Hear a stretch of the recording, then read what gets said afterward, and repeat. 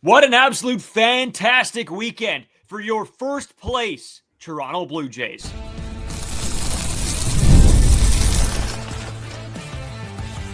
You are Locked On Blue Jays, your daily Toronto Blue Jays podcast. Part of the Locked On Podcast Network, your team every day. Welcome back to Locked On Blue Jays. Thank you for making Locked On Blue Jays your first listen every day. We are free and available wherever you get your podcasts and on YouTube. Part of the Locked On Podcast Network, your team every day. This episode brought to you by Monarch Money. Take control of your finances with Monarch Money. Use code LOCKEDONMLB at monarchmoney.com for 50% off your first year. As always, I'm Brayden Iwasko. He's Carter First. You can find us on Twitter, Brayden5 Iwasko. Carter First, too, as well, on our main Twitter account at Locked On Jays. You can also follow us on Instagram and TikTok at Locked On Blue Jays. If you're new here to YouTube, hit that subscribe button. You guys have been knocking it out of the park lately. Keep that going. Keep subscribing. Bringing in more Jays fans for the meat and potatoes of this season. It's been absolutely unbelievable. We have a lot to talk about over sort of everything that happened this weekend, plus the big debate going on around this Toronto Blue Jays team. I have not let Carter in on the question I'm going to ask him, but I'm sure he'll be able to give us a very good answer to that. Series preview as well. And we're going to talk a bit about the trade deadline coming up, obviously Thursday. So big time here in Blue Jays land. A lot going on, but I've never been happier. This is just the absolute best feeling in the world, Carter. Yeah, it would only feel a little bit better if maybe it was like a reverse sweep. Maybe you lose the first game and then you win the next three. Because it's never fun going into a night or into a podcast where you do lose the game right before we do the podcast. But an 8-2 trip. I mean, after the All-Star break, Yankees, Giants, and then here you go, like tonight as well. You get the Detroit Tigers and you kind of roll over them. Like, I know they are struggling a little bit, but this is going to be one of the best teams in the American League. They are going to be fighting with the Toronto Blue Jays down the stretch. I think with Kerry Carpenter back, that team is going to get a whole lot better. I think he's just going to be that ignition in the middle of the lineup that the Detroit Tigers do need here. But look at the Toronto Blue Jays. Look where we are now. Not the best in the AL East, not even the best in the entire AL. Well, I guess they are, obviously, but they're the best in the major leagues, the best in baseball. You can look at the Cubs, you can look at the Brewers, you can look at the Yankees, the Astros. They're better record-wise than every single team in this league. It's insane stuff. We talk about it all the time. This is one of the best teams, probably the best team that I have ever seen with my eyes, and just very excited for what's to come, not only at the trade deadline, but for the rest of the season. Yeah, the trade deadline obviously is going to be a main talking point here for us for the next few days, just to see what the Toronto Blue Jays do. But Carter, before we get into all of that and the big debate that is surrounding this Blue Jays team and the trade deadline itself, there was a lot to talk about from this weekend. I want to go back to the Friday game because obviously we did talk about Thursday's game for the Friday episode. So we'll go back to the Friday game, discuss a little bit about that before we get into, what was, I think, maybe one of the biggest games of the season. I think a proving point for this Toronto Blue Jays team. But the Friday game, Carter, Jose Berrios on the bump. You need him to go out there and you need him to throw up a very solid outing. This team was looking, after you get the first win, you think, hey, now we got to continue. We got to roll on. Kaider Montero on the mound for the Detroit Tigers. The Blue Jays, don't start out hot. Obviously, Jose Berrios has a good outing. He goes 6 innings pitched, 5 hits, 2 earned runs, 6 Ks and 2 walks.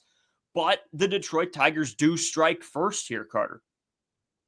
Yeah, and I don't really know why Berrios is throwing Dingler that secondary fastball, the second fastball once again. He in that entire at-bat, you can see that, Dingler's not really on the off-speed pitches. You could probably get him out with an off-speed pitch. Again, this is nitpicking with the way that game did end up. Great stuff from Jose Berrios on the Friday night. Just, again, consistent pitcher. You know exactly what you're going to get from Jose Berrios day in and day out. Like, again, you look down this lineup, the only player that did not have a hit that was in the starting lineup was Will Wagner. It's the same thing every single time we go on this podcast, that it doesn't matter who it is.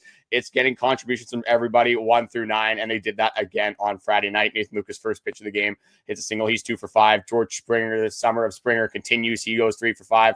Vladimir Guerrero Jr., a guy that I want to talk about a lot on this podcast specifically, because we've been waiting for the Vladdy show to kind of return. We've been waiting for him to catch some fire. And I talked about it last week that we've started seeing a little bit of signs. We're starting to see the timing come back. We're starting to see Vladdy get the bat head out in front. And he was doing it again in this series as well and over this weekend. Very good stretch here from Vladimir Guerrero Jr. And we're going to see with Vladdy and just see with all power hitters in the major leagues, a lot of that power is going to come to the pull side. And a lot of time with Vladdy this season, he has been late. Vladdy is known to use the entire ballpark, which is definitely a good asset to have. But a lot of that power, like I just said, is going to come from that pull side. So that is going to lead to a lot of good things for the Toronto Blue Jays. If Vladdy can start getting ahead of those fastballs, whether it's off speed as well, it's absolutely hammering off speed pitches in this game.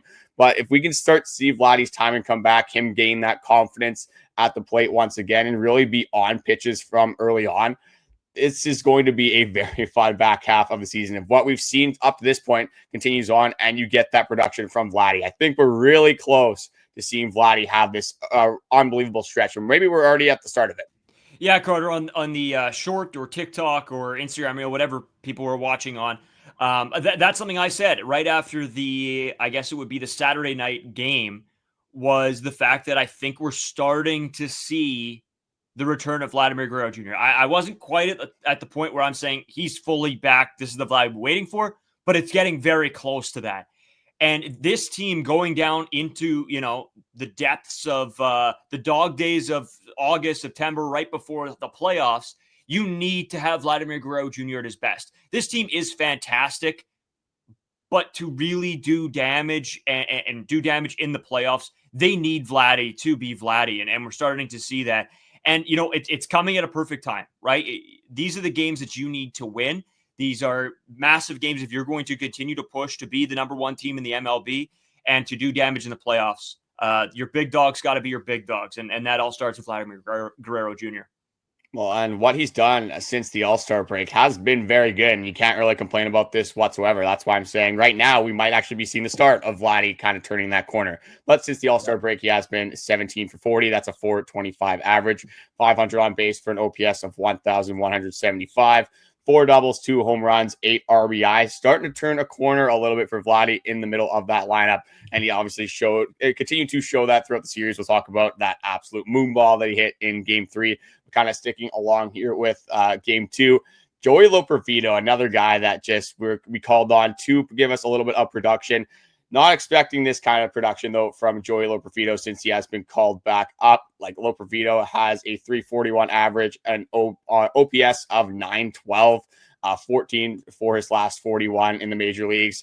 Starting to eliminate a little bit of the whiff that we were seeing from Joey Loperfido. Some of those wild swings, kind of the same idea with as in Barger, just toned down a little bit. You don't see as much of the raw power and those characteristics from Joey Loperfido, but they had similar swing characteristics. A little bit more free swingers, not necessarily the most controlled swing. We've seen Joey Loperfido kind of control that, get the barrel to the baseball a whole lot more, hitting some pull side singles, and it has been very good as a bottom to middle of the order bat, again, for this Toronto Blue Jays team.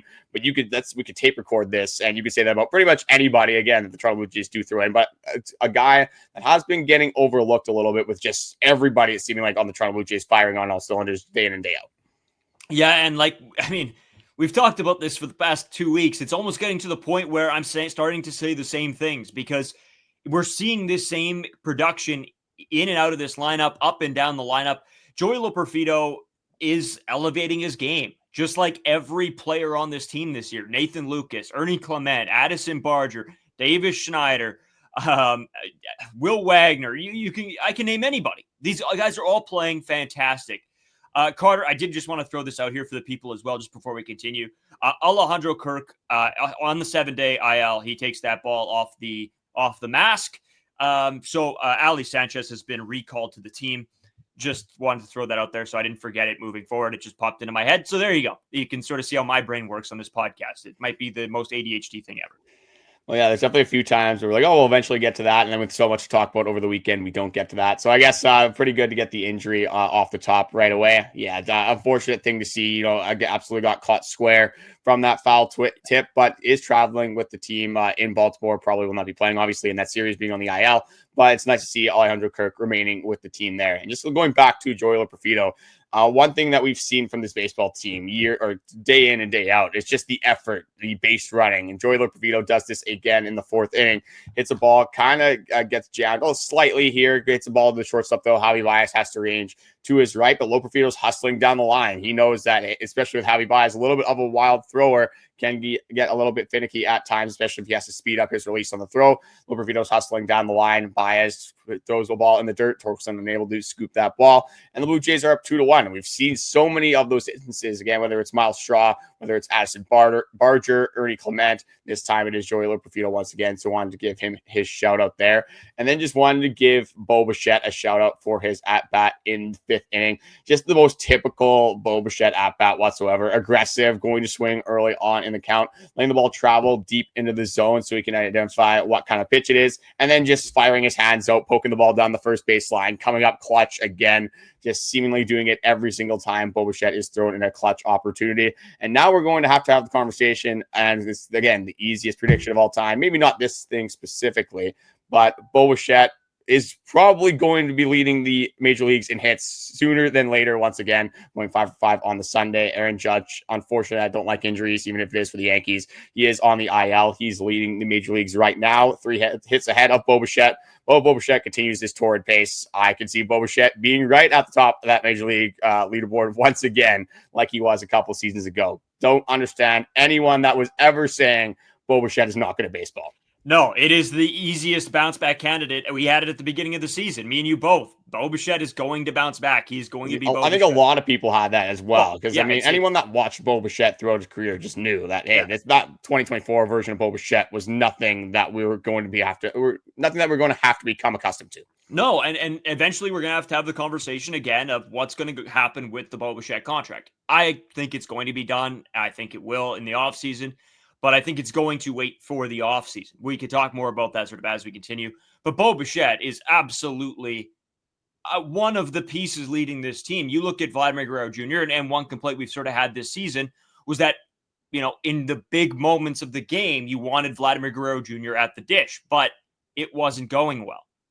Bo Bichette, on the other hand, it doesn't matter. If there are runners in scoring position, it seems like Bo Bichette comes up with a hit 50% of the time, which is just insane. So, shout out Bo Bichette. Just a fantastic season all around. But, when the cards are down and you want one guy at the dish for the big moment, it's going to be Bo Bichette. And 100% it's going to be Bo Bichette for this Toronto Blue Jays team. It's going to be Bo Bichette if there was an MLB All-Star team and you needed a clutch guy, because he is the best hitter right now with runners in scoring position. That is going to take us into the third game, which I thought something interesting did happen there, but I think we will leave that for the second segment. We're going to take a short break here. Ton more Blue Jays stuff to come to you guys, obviously, just coming up after this short break. Today's episode is sponsored by Monarch Money. Ever check your bank account and wonder, where did all my money go? Between dining out, online shopping, and entertainment, it's easy to lose track. That's where Monarch Money comes in, your personal CFO, giving you full visibility and control over your finances. Monarch Money isn't just a budgeting app. It's a complete financial command center. You can track all of your accounts, investments, and spending all in one place, so you can stop just managing your money and start building wealth. It is very easy to lose track of what you're spending, especially if you're going out a lot, if you're shopping, if you're eating, whatever it is. A lot of people do have some stress relieving stuff to do. They have some stuff that they, try to take the edge off, but you do have to keep that maintained. You can't go crazy spending. And as soon as I got Monarch Money, I realized in a few areas of my life, hey, I'm probably spending too much money here. I probably don't have to spend that much money there. It just shows you kind of areas in your life where you can cut back the spending, especially with everything being so expensive right now. It's definitely nice to monitor your spending habits. So right now, you can take control of your finances with Monarch Money today. Use code LOCKEDONMLB at monarchmoney.com for 50% off your first year. That's monarchmoney.com, code LOCKEDONMLB for half off your first year. So, Carter, just continuing on, I did want to mention this as well, just before I continue. We've hit 3,000 subscribers on YouTube, so big thanks and shout out to all of you guys subscribing, listening to the podcast all the time. It has been fantastic. Just the amount of people, the amount of comments have been great. So shout out all of you. We want to hear your guys' thoughts and opinions down below as well on anything we're talking about today. There is a lot, obviously, from all these games, the Blue Jays being in first place, the debate question I'm going to throw at Carter that I want you guys to answer in the comment section as well. So a lot for you guys to hopefully comment. We're going to take sort of what you say into consideration over the next few episodes heading into the trade deadline here. So we want all of that. But Carter, getting into game 3, probably the marquee matchup is sort of what I called it, I guess, because you did have the two big dogs on the mound, Kevin Gausman Tyreek Skubal. And I think if you were to circle one game on the card for this weekend, this is the game that everybody's sitting down, tuning in to watch. When you do have the two aces on the mound, and Tyreek Skubal being one of the best pitchers in all of baseball, probably has one of the nastiest pitches out of anyone right now.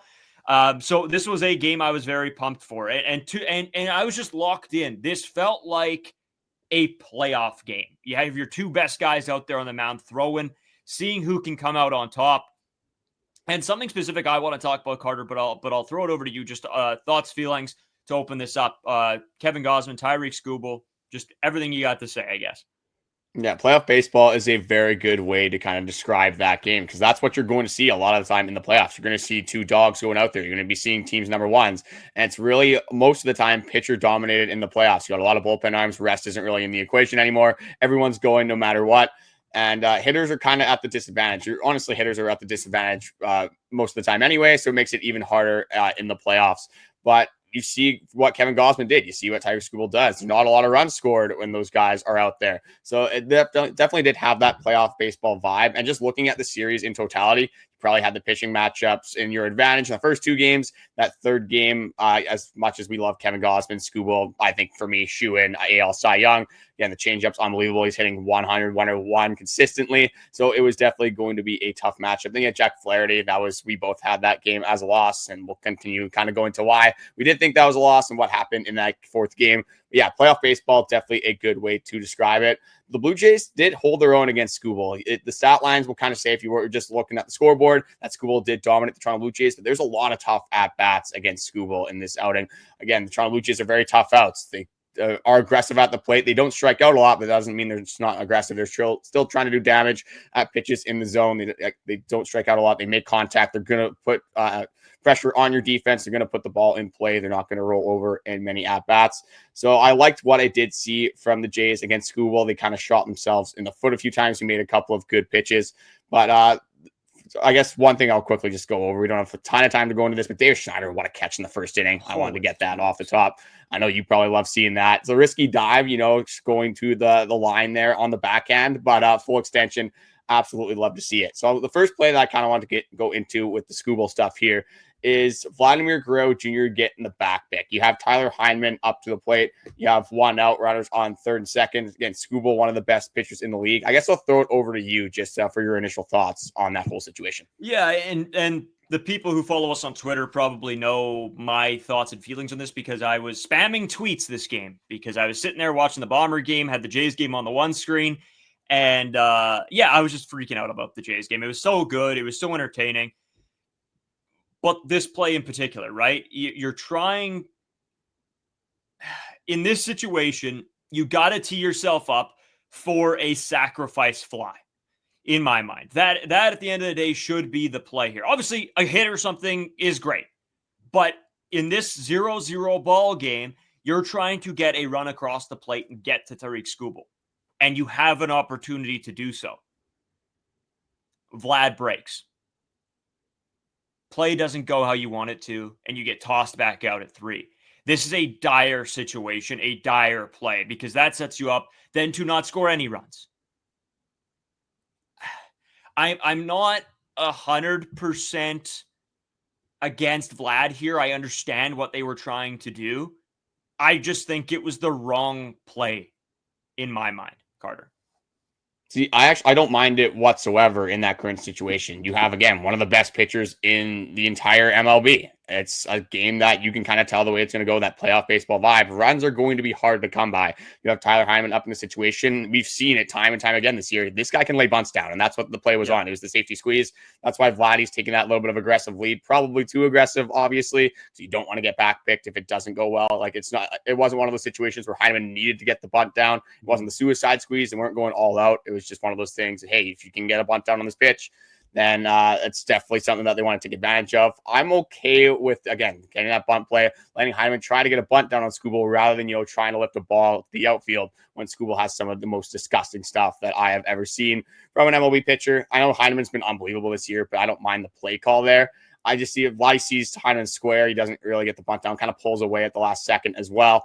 Vladdy kind of gets hung up. Again, I see the mindset there, and I've seen this work for the Toronto Blue Jays this year, so I'm really not that upset with this play. But there is another play that I'm a little bit more upset about. I guess we'll dive right into here as well. Toronto Blue Jays rallying in the 6th inning. Bo Bichette, ridiculous at-bat. I think this is now the best at-bat of the season. You had a Davis Schneider, I think it was a 14-pitch at-bat. Nathan Lucas, 14-pitch at-bat. Those weren't against Tiger Skubal. Again, I have a lot of respect for Skubal, and a lot of people should as well. This guy is absolutely dominant, but just the way the at-bat played out. Tiger Skubal threw 4 balls that whole at-bat. A couple other pitches were outside the strike zone, but Bo Bichette fouled 9 baseballs off. That's how this went. It's either Bo Bichette swung at the ball and fouled it off, or it was a ball and he draws a walk. That was huge for the Toronto Blue Jays, not just because obviously it extended the inning, put a very serious threat on base, had a serious situation for Skubal. But when you have an at-bat like that, Skubal was probably on track to go up for that 7th inning as well. When you face a pitcher as good as Skubal, you want to get that pitch count up. So that was a huge turning point in this game. And obviously, as the game went, the Detroit Tigers bullpen is still a pretty good bullpen, but it's not nearly as good as what Skubal can do on the mound. But going into the play, bases loaded. I don't even remember how many outs there were. If it's 1 or 0, because George Springer had to tag on this play. It was 1 out. Yeah, 1 out. There you go. So a swing, a little bit of a bloop single into center field. George Springer, again, since there's 1 out, you have to tag here. And does the right thing. Starts hustling at the start. No problem with that. But at the end, you can see George Springer completely let up. He looks into the outfield, kind of trying to locate the ball. And as soon as you turn your head and he wasn't really focusing on what he was doing, he sees the ball kind of coming, realizes, oh, I have a shot of being out here. Doesn't slide as well. I think kind of everything. He panicked in that moment, gets the tag on.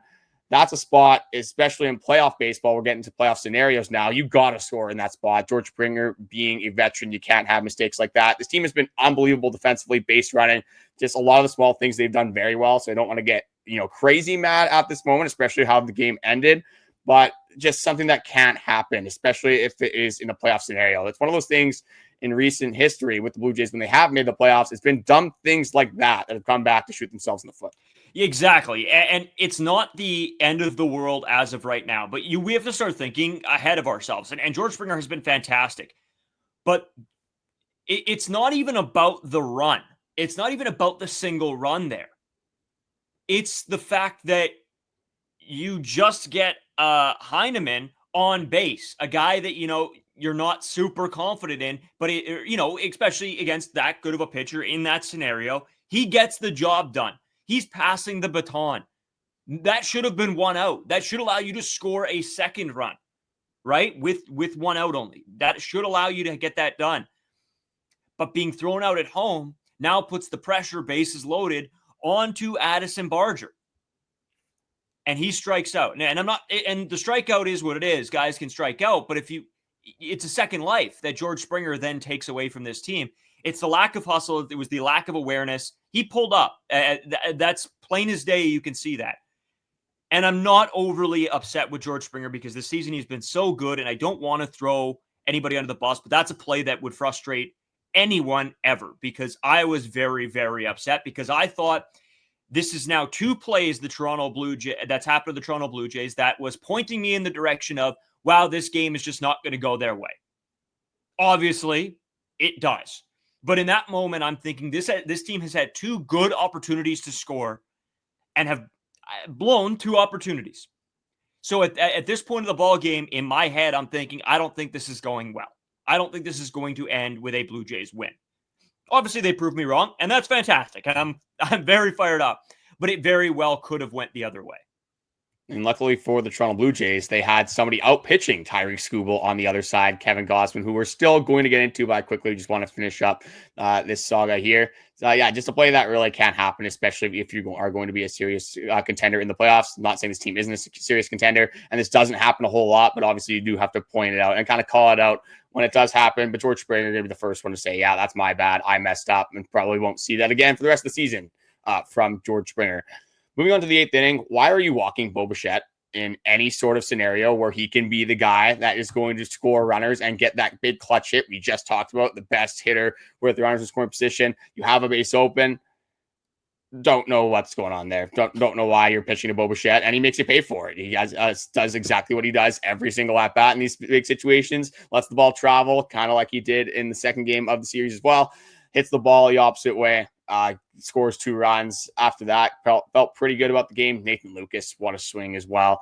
A sweeper on the inside part of the plate. George Springer absolutely hammers a baseball. Vladimir Guerrero Jr., just insane stuff. Again, just it's so exciting to see Vladimir Guerrero Jr. launch baseball. So this game obviously went very well after that. But shout out to the offense for after, battling against Skubal, getting out after 6 innings, I guess. I mean, Skubal's really good, so it's tough to really do damage against them, but getting to the bullpen, doing damage on mistake pitches.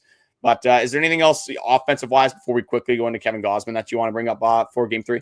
No, not really offensively. Again, I think there's stuff from this Sunday game that I still want to talk about. So I think we got to talk about Kevin Gausman. This is the big question with Kevin Gausman was, and this whole team, was how can they play against another ace, right? A guy, this is going to feel like playoff baseball. This will, give you an insight into what this team can do in the playoffs. And some people said to me, the Blue Jays didn't even get to Skubal. They didn't score on him, blah, blah, blah. How did they get to him? Getting to a pitcher isn't always getting to a team and getting to a pitcher it's not always scoring. You're not going against Tyreek Skubal and expecting to beat the Tigers just facing Skubal. Your goal is to, as a team, is to put up enough good at-bats to then get, and hopefully there's very low damage against you so that you can get to the bullpen. And then you can go and fire against the bullpen. But you have to then at first get to him and make Skubal throw a lot of pitches, have base runners, try to do something. And I think when you look at it at the end of the day, the saying isn't that, this Toronto Blue Jays put up 8 runs on Skubal. No, that wasn't going to happen. What was going to happen was you try to burn Skubal out by 5-6 innings, and then you get to the bullpen, and that's where your guys should be able to do damage. There aren't Tyreek Skubals in the bullpen.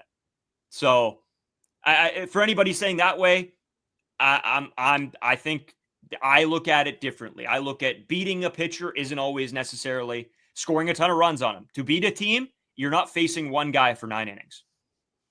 Yeah, I think still, if you look at this game, if you were to ask anyone, hey, did the Blue Jays beat Tiger Skubal? I'd say no. Oh, I think Skubal obviously won that matchup. But like the encompassing point that you're trying to make, obviously, is you're trying to have tough at-bats. You're trying to make him feel a little bit uncomfortable on the mound. And there were definitely times in this game that it looked like Skubal was, kind of stressed out and going through some tougher times. Like just looking at the stat line here, 7 strikeouts, still pretty good for Skubal. But as we've seen him go 10, 11, 12, the Blue Jays not striking out a ton. And this is the thing for me is that he walked 3 people. Tyreek Skubal does not walk anybody. So you could tell that they were really kind of getting to him. They're really making him think about what pitches he was trying to execute. Obviously, you don't want to miss over the middle against the Toronto Blue Jays because they are going to make you pay. So you've seen a lot of tough at-bats, and eventually you just get frustrated on the mound. You're going against Bo Bichette. He's fouled off 9 baseballs in a row. You don't necessarily want to throw him a pitch in the strike zone because you think he's going to swing at everything, and then Bo Bichette takes a good pitch on the inside part of the plate and gets a walk. So it's just very tough at-bats. And in the bigger picture, when you are playing a pitcher as good as Tyreek Skubal, you're not going to have those, 5-run baseball games, 6-run baseball games. Ideally, you get 2 or 3, but what you want to do is you want to make him uncomfortable and you want to get him out of the game as soon as possible. But credit to Kevin Gausman for out-pitching Tyreek Skubal on the other side. 10 strikeouts for Gausman, 1 hit given up. Absolutely ridiculous stuff. The splitter was fully back, absolutely dropping off the face of the earth. Folded to Liberators in the 3rd inning like an absolute lawn chair. Did the same thing to Riley Green in the 6th. Those are 2 very good hitters. His last couple starts, kind of with the Vladdy stuff, but Kevin Gausman has shown us a little bit more flashes than Vladdy. We can get that vintage Kevin Gausman back. That's 2 starts in a row. We've seen vintage Kevin Gausman, and we want to make a playoff run. We're going to need vintage Kevin Gausman. So it's nice to see that he still has some stuff in the tank. And again, if we're starting to catch a little bit of wind here with this starting rotation, we'll talk about Max Scherzer coming up here as well. Things are starting to look up, especially from that starting rotation. But credit to Kevin Gausman and the entire pitching staff for pretty much this entire series against the Detroit Tigers, other than this game that we're going to talk about here. Game number 4. Not a lot I want to talk about here. We obviously have to talk about Mad Max. I think that's where we'll kind of jump into right now is an unbelievable outing from Max Scherzer. 7 innings pitched for Scherzer, consistently giving you 80 to 90 pitches now. Again, he would definitely want that pitch back against Gleyber Torres. That is a fastball right over the middle of the plate. That's one thing we've seen with Max Scherzer is that the issue isn't that he doesn't have the stuff, is that he can't pitch at a high level, because we have seen that Max Scherzer can definitely pitch at a high level. One issue that Max Scherzer has had, though, is that when he misses, he has been over the middle of the plate, more consistent than he wants to be, and has kind of led to this home run problem. He has pitched 35 innings for the Toronto Blue Jays and has given up 8 home runs. That is a 2.06 home runs per 9. It's going to be tough to pitch consistently and effectively if you're giving up that many moon balls. Again, that's really the only mistake that Max Scherzer has in this game is that pitch to Gleyber Torres. Goes 7 innings, has, I think it was 10 strikeouts on the day. First time Max Scherzer has 10 strikeouts since the game in 2023. So Max Scherzer has the ability to pitch for the Toronto Blue Jays team, and he did it. A very good job in this game as well. You can't complain about 7 innings pitched and 3 earned runs. Obviously, the Toronto Blue Jays just struggling to get anything going against Jack Flaherty, but if you're looking at upside for this team, you have seen when it can go wrong for Max Scherzer, but for a guy that has had the pedigree Max Scherzer has had, the playoff experience Max Scherzer has had, you don't necessarily need him to throw 7 innings in the playoffs, but if he can get you 3 or 4 good solid innings and eat up some of those innings without blowing up the baseball game, it's going to be some situation the Toronto Blue Jays have on their hands that how are we going to use Max Scherzer? How are we going to use Eric Lauer? How are we going to use all of these arms in the starting rotation when they've all shown you flashes that they can get you outs in big moments? Yeah, I mean, again, 11 strikeouts from Scherzer. I mean, there you go. Yeah, so I just figured I'd pull it up for you. Yeah, he was unbelievable. And at the end of the day, we've seen this team be able to, if your starter can go out there and give you, 2 or 3 earned runs, well, that's fine because this team's bats have been electric. But the boys just really couldn't get it going until the 9th inning. And I mean, when your bullpen comes in and absolutely shanks one, yeah, that's never fun. It was not good. Chad Green, Justin Brule, that was just not good. And these are 2 guys that coming up to the trade deadline, I don't think Chad Green, but Brule for sure probably getting, sent if this team does pick up a couple good arms in the bullpen. And this is going to happen. I'm not saying that, this team's not undefeatable. Like they're going to be beaten at some points this year. It's just when you see a little bit of a bullpen collapse, that's where it does sort of suck. Yeah, I think the insanity run for Chad Green is over for him here. The whole point of this trade deadline is you don't want Chad Green to have to pitch in leverage. That's going to be the biggest thing. This is probably a little bit more leverage than you wanted Chad Green to pitch in. Justin Brule, you got to assume that the Toronto Blue Jays hopefully add a left-handed pitcher as one of their acquisitions. But with what Brule has, like the expectation with Brule has been, he hasn't really been bad at this point. Chad Green kind of blew the game anyway. Didn't really feel like the Toronto Blue Jays were going to win this game. But in that 9th inning, well, it's kind of funny. I was watching it with one of my friends. Shout out to him for playing a very good show at King's Head here in Winnipeg as well. We had a great time there with him. But yeah, we're watching the Jays game this morning. He was kind of mad because he hasn't had the opportunity to watch a lot of Jays games. And the one that he watches, they're down 10-0 in the 9th inning. So that was a little bit unfortunate for him and obviously everyone watching the game. But I kind of said at the start, I'm like, hey, wouldn't it be just the funniest thing ever, the most Toronto Blue Jays thing ever this year if they somehow came back? And it showed a little bit there. I wasn't fully convinced, obviously, and it didn't happen. Unfortunate swing from Ernie Clement. As soon as he fouled that ball off his calf or whatever it was, you could tell he just was not going to have a good at-bat. But that's besides the point. It was just, funny to see it, just how the Toronto Blue Jays were still able to battle back a little bit. But yeah, when you have a blow-up like that from Justin Brule, Chad Green, you're not going to come back 10 runs in the last inning against any baseball team. They tried their best, though. I'll say that. It was interesting, at least like I was watching the game as well, the whole game here. And then I met my mom for some lunch or supper-ish. It was a weird time.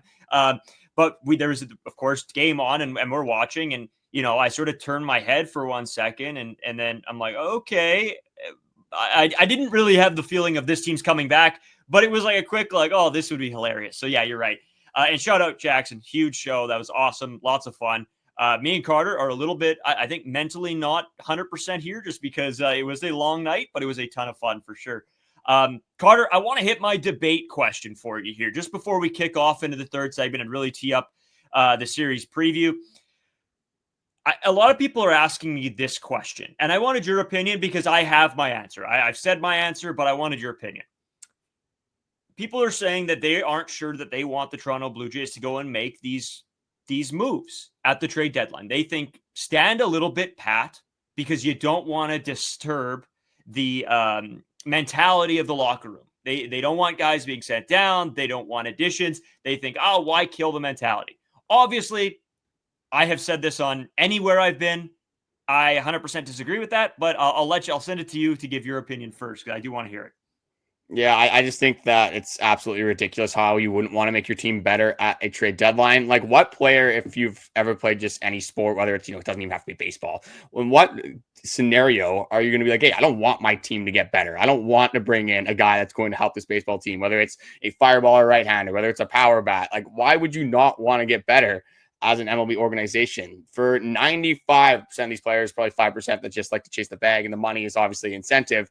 But for 95% of the players in the MLB, probably more, the goal is to win a championship. The goal is to go out and win the World Series. And you're going to do that. You're going to have a better chance of doing that if you have the best pieces available, the best pieces at your disposal, and you can make your team better in any facet. I don't know why you wouldn't go out and do that. It's not going to disrupt the team chemistry. Say, and this is going to happen. Say this team brought in Paul Skeens somehow. Is that going to disrupt the team chemistry? Because, maybe, I don't know who you would take out at that point. Maybe it's Eric Lauer. That would kind of suck, but you would have Paul Skeens. So again, like at that point, maybe a bad example because it's not very realistic. But why would bringing someone in ruins a team's chemistry and just kind of rep in the room? Doesn't make any sense to me whatsoever. Well, and Carter, I sort of said it might be the opposite. If you don't bring in pieces to help this team, do then the players think, wow, maybe this front office doesn't believe that we can go all the way if they're not willing to spend right now? Does that make the team chemistry or the mentality of the team worse? I think so. I think as a front office, now with the team putting you in this position, it's now your job to repay these players by bringing in bigger guys that can push this team to the next level, that can hopefully take them to a World Series. So I want to pose that question to you guys too. What do you think? Do you think this team should stand pat? Do you think that this team should be heavy buyers? Obviously, me and Carter are both in the heavy buyer category, but if you want to debate us, we're always welcome and open to hearing your guys' opinions down in the comment section below. I got one more thing, just kind of on the same Sure. topic here. I was going to bring this up for a later episode this week, but just I didn't realize you were going to bring up this question, so it kind of fits the conversation. Sure. This is Bo Bichette on just the entire trade deadline, whether they're going to buy, sell, and their kind of approach on what he's heard from the front office. And he says, I think it's been on everyone's mind a little bit. We put ourselves in a position where we think that there should be things done to help us. At the same time, we're so confident in everybody in that room that honestly, whatever happens, we'll just continue to come here and try to win. I don't think that nothing happening would affect this group. So kind of playing both sides of that. I think I'm like media kind of answer here from Bo Bichette. What else do you really expect him to say? But I think you're right with the sentiment that if you've done this to the Toronto Blue Jays, you have the best record in Major League Baseball. You haven't had this good of a stretch really ever in your franchise's history. Why would you not go out and buy at the trade deadline? It definitely would be a sentiment in that locker room. It's like, hey, we're setting franchise records and you're not trying to help us. Yeah. And you just signed Vladimir Guerrero Jr. to a $500 million contract, but you don't want to buy at the trade deadline. Your prospect tagging on a team that hasn't really had a lot of playoff success. Just everything is pushing towards this team is going to buy at the trade deadline. When this team is needed pitching, they have in history, they have bought at the trade deadline. So unfortunately for the people that do like the prospects, I like a good prospect here and there as well. But if it's going to help improve your team right now and help this Toronto Blue Jays ball club that has just been doing crazy things on the baseball diamond and has been on an insane run, it's just who the Toronto Blue Jays are. Why would you not, as a fan, want your team to get better and want the Toronto Blue Jays to go all in? Because especially as Toronto Blue Jays fans, we know that this does not happen every single year. This team is special, and they should treat it that way. Yeah, I couldn't agree more. And I think it's a big question on everybody's mind, so I had to bring it up to you. But I like that you have had the response from Bo Bichette sort of to that, posing that question to him as well. We're going to come back. We're going to talk about the series preview, obviously, as the Toronto Blue Jays look to continue on their hot ways. We'll be right back after this short break. Today's episode brought to you by Game Day Hue. I absolutely love this company. They have golf glove hats, and they're so clean. They're so stylish. And honestly, if I'm on the golf course, I want stuff to look really clean. I'm not really into a whole bunch of patterns. I just want to look clean out there, look good, feel good, play good. Today's obviously I wear the hats all the time, and I'll tomorrow on tomorrow's episode I'll show you guys sort of everything that comes with it. Game Day Hue makes clean, no logo gear with team inspired colorways for every pro and college fan base. It's all about letting your colors speak for you. No giant logos, just smart, versatile style that works on game day, on the course, or anywhere in between. Right now, you can get 15% off with code MLB15 at GameDayHue.com. That's GameDayHue.com. The code even stacks on bundles deals, so now's the time to load up. Let the colors talk, because colors speak louder than words. That's GameDay.com, GameDayHue.com, code MLB15.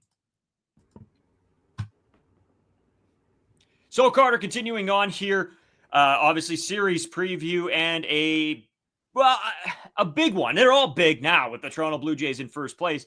The Baltimore Orioles for a 4-game set because they do have the doubleheader on Tuesday.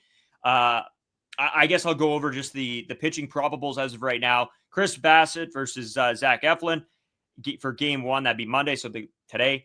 Game 2, so this would be the 12:35 time Eastern game. This is Eric Lauer versus Charlie Morton, and I don't have the projecteds for the second game. I'm not sure if you have them pulled up, Carter, on the Tuesday.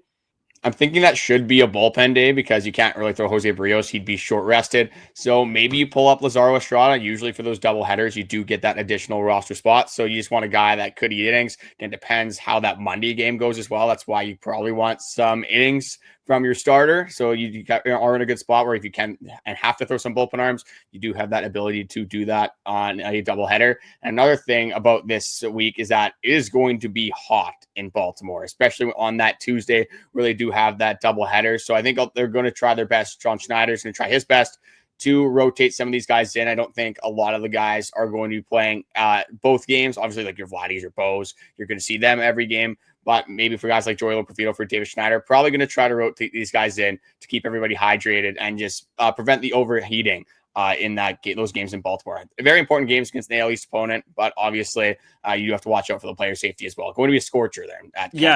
And definitely look for an Ali Sanchez game probably on that Tuesday as well. He probably takes one of them. Tyler Heineman will take the other. Sure. So, yeah, just that as well. But, Carter, how do you see the Toronto Blue Jays faring against the Orioles as of right now? The Orioles pitching staff is absolutely horrendous, especially coming off of a Detroit Tigers series where you faced a lot of good pitching. The Yankees series, you faced some good pitching. The Giants series, you faced some good pitching. So a little bit of a different look for the Toronto Blue Jays here. Should, on paper, have some better pitching matchups. I think, again, it's an AL East opponent. It's kind of those divisional games that can go either way. But the Toronto Blue Jays, if they've beaten the Tigers, if they've rolled through the Yankees, the Giants, why would they stop against the Baltimore Orioles team? So I am going to give them 3 out of 4. I think I'm not going to give them that first game of the doubleheader, but they're going to win a game every day this week. They're going to win on Monday, they're going to win on Tuesday, and they're going to win on Wednesday. They will drop one game on the Tuesday. I think it will be the first one. But hopefully I'm wrong. Hopefully they just sweep the Baltimore Orioles. Let's keep the good times rolling. If they just get a series win here, I'd be very happy. Be a little bit disappointed with a split, but honestly, with the 14 games in 13 days, if you do end up splitting as the Orioles, be disappointed, especially after the stretch you went on, but I'd be okay with it. Yeah, I'm the same way. I think this is a 3-1. I think, again, it'll be one of those Tuesday games just because it's a doubleheader. Have to win 2 games in a doubleheader, especially when it's that hot. Yeah, weird things happen. That's just part of the game. That's baseball, though, and I sort of love it. I can't wait. That's going to be such a fun day. I'm going to wake up in the morning. I'm going to watch baseball. Afternoon, I'm going to watch baseball. It's going to be a great day. I cannot wait. Carter, I know you have one extra thing to get into here before. I know this is a very long episode, but we'll hit on this, and then, we'll leave you guys for the Monday. Hopefully some trades are happening, and we will be live for any trades that do happen. So, make sure you got that bell notification on it, and you are subscribed as well. Yeah, I got 2 quick things. The first one is kind of just a question to quickly talk about, is with the Max Scherzer performance, with the Kevin Gausman performance, with a little bit more certainty being in this starting rotation. Are you still on the fence where, again, obviously you have to target bullpen arms? I think that's kind of a universal take right now. But starting pitching, how high on the scale is that for you? Is that for a need for the Toronto Blue Jays team? Or are you starting to maybe think, hey, it might need a power bat a little bit more than the starting rotation? Just overall, just your thoughts on the Toronto Blue Jays adding a starting rotation arm. If it is like I said, if it is an absolute ace, then yes, add one. That is never going to hurt your team if you can add somebody that's very, very good. But if it's sort of a lower end guy that you're sort of just bringing in, I don't need that as much. So I guess it's very situational for me. I think if it is a top ace, then yes. If it is a lower guy, not so much. Short answer. You do have. Yeah, if you want some, if you're going to take a chance on a guy, I'd much rather take a chance on maybe Ricky Tiedemann if he can come up and help this baseball team. Bowden Francis should be coming back. I'm not sure how good of an option that necessarily is, but if you really need to rely on a guy, is it better going out and getting an Andrew Heaney from the Pirates where you're going to have to pay? Again, it's not going to be a ton necessarily, but if you have Bowden Francis, Alek Manoah coming back as well, I'd be okay with adding depth. Again, things can happen, but I think the biggest conversation is going to be with Max Scherzer. If he can tell you straight up, because he has been very open with the media, very open with the coaching staff as well, with his own body and how that thumb is recovering. And we have seen Max Scherzer now pitch at length for multiple starts in a row. If he can tell you for almost 100% certainty, hey, like my thumb is fine. Like I don't really see there being any setbacks. Again, things can happen. So I don't think it'd be the worst idea to go out and grab starting rotation arms. But if they don't end up doing that, I think that would be a misplay by the Toronto Blue Jays. I think they should do that. But I don't think it's like the end of the world if they don't go out and get that starting rotation arm. And just on terms with that starting rotation arm as well, just a couple of reports from MLB.com on just some arms the Toronto Blue Jays would be interested in. You brought this up before, but we got another one from MLB.com that the Blue Jays are in on Zach Gallen, having some conversations about him. And then I have another report here on Sandy Alcantara. The Jays are linked to them, and the chances of him being traded are increasing from the Miami Marlins. So the Jays are linked to him along with the Chicago Cubs, the San Diego Padres, and the Boston Red Sox. So we are always going to be trying, especially this week, we'll be covering if there is a trade, we'll be going live for those for sure. But we will always want to cover, some reports, anything we see, the likelihood of some players being moved. If we have any insider information, we're definitely going to be bringing that to you guys this week on the podcast. But look for the Toronto Blue Jays to definitely add a higher leverage bullpen arm at some point here at this trade deadline. I just wanted to say thank you guys for watching. Likes, comments, all the support recently has been much appreciated. Typical Monday episode, so much to talk about, especially when you have a very good series against the Detroit Tigers. You're the best team in Major League Baseball by record, and you could just say by product on the field as well. This Toronto Blue Jays team has been absolutely unstoppable, beating some of the best competition in all of baseball, not only over this last stretch, but honestly over the last the whole season. These last 2.5 months have been absolutely crazy. We appreciate all the new faces, all the new people listening to the podcast day in and day out.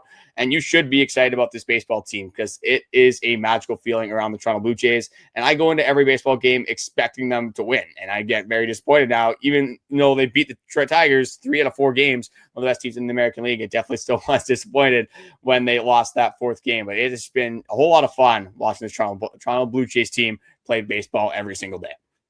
Yeah, it really has. We always appreciate it. Again, thank you guys for 3,000 subscribers on YouTube. We're going to continue pumping these out, getting you guys ready for the trade deadline coming up, and a whole lot more on the Blue Jay season. We'll talk to you guys tomorrow.